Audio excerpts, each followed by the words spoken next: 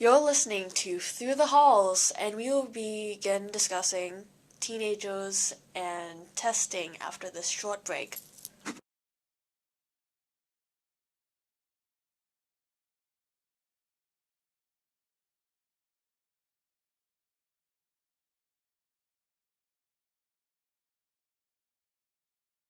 Welcome to the show, and I'm your host, Karina Lee. The person across from me is Isabella Watts, and the person right next to me is Tammy McKnight. Anyway, we're talking about education in schools, especially city schools. Moving on to the topic of, I don't know, what do you have? We have flaws of high school towards teenagers through the educational system. You stop. Jesus, I could go freaking on and on. Okay. Wait, should I talk about our school specifically, or Start more general. because I Start know more general okay. and then narrow it. Well, first off, Common Core is Common Core a should biatch, die like, and burn in hell. and Just with our grade, we're in the group that's like going up with Common Core. So we're the first ones to get it. Like the actual materials, our teachers have no idea what the hell to do when they get it, and they just don't know, because like Miss Kumar, for example, she's taught algebra 2 for years, and then she's had it basically completely uprooted under her, and now she has to do Common Core, and you can see she's struggling.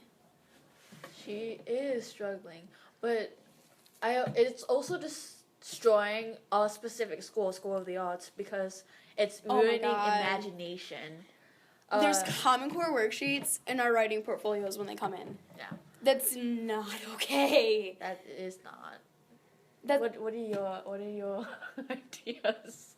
I feel like the idea of it in general is Yeah. not so much bad. Yeah, it's just like all the about way critical thinking and stuff, they, which is the good. way they implement it was not okay. It's like The way, the idea of it in general is not, a bad thing to, make students, think deeper, but it's the way it was put in, you just threw it at these, random kids who were, they learned certain techniques and stuff growing We've up. had it one way for years, and then it's just completely changed. For the younger kids, it's probably going to be more successful for them, because if you start it at kindergarten and then, you go up with them, then you're golden. They're growing up with it, so they're going to, it's going to be easier for them. It's not But gonna if be you just challenging. smack it at some middle schoolers, you're going to get an uproar. It's not okay.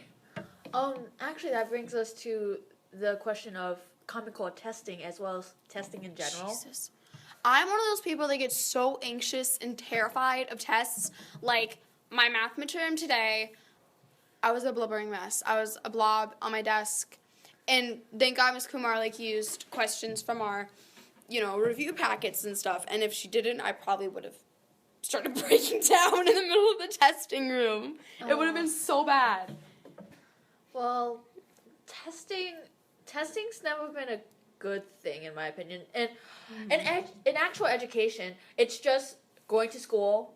You don't learn anything. You just learn how to test. All of you learn stuff that, the basic premise of it is you go to school, you learn so you can pass a test. It's not like you go to school so it's not going to benefit you in 5 years. I will need to know how, what are we doing math? I won't need to know how to take a log form of 2 in, when I'm 25. It's irrelevant. It does not help us at all. All you need to know is how to add, multiply, divide, and subtract, and doing all that with fractions. And then know how to measure, obviously. There's some kids at my mom's school that don't know how to use a ruler. I would have slapped them with it if they were in my classroom. You need to know how to use, how to measure a desk or something. And then you probably need to know how to do, compound interest and, all the stuff with percentages and all that for banking and taxes and stuff. But that's it. Just the basic foundations. But going back to testing, there's also the point of PSATs. Jesus. Mm-hmm. We have an article right here by time. Well, it was in the March 2014 issue. It's the Ideas issue. It's the one with Key and Peele on the cover. That's how you'll know. And it's by Leon Botstein, I believe is how you say his last name. And Well, he is basically a what do you say? He's a college. Okay. He's basically a article writer for Time, and he's in college, and he's basically pointing out the flaws of the PSATs and the SATs about testing in particular. Yeah, like in the first paragraph right off the bat, he says that the SAT is not a fair reflection of a student's knowledge. Like, you should look at their GPA, you should look at their actual grades in high school to know how good they are at math or something. Like, you can't totally base it on the SAT.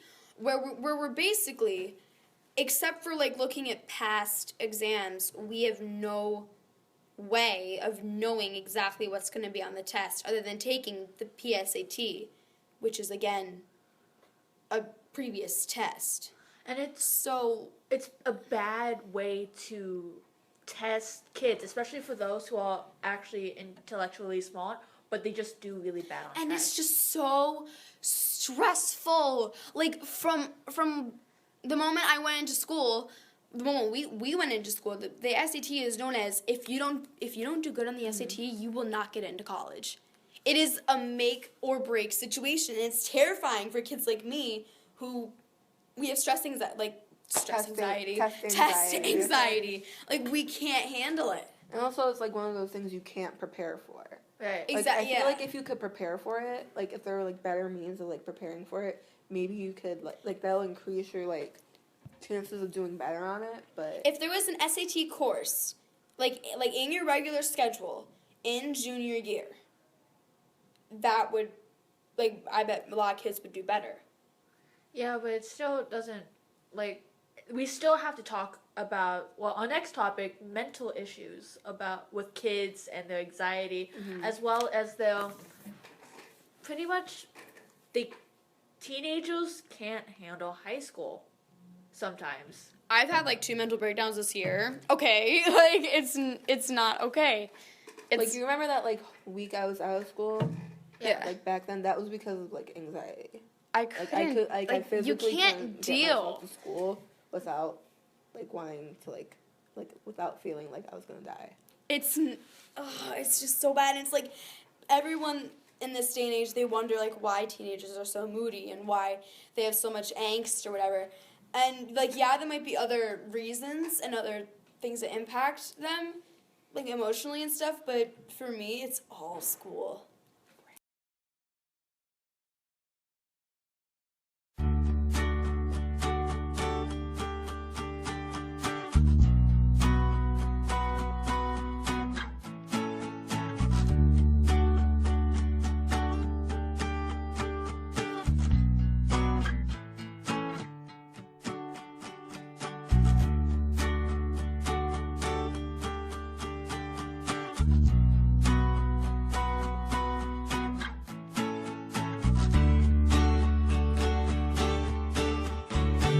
This has been Through the Halls. Thank you so much for listening. We'll see you next time.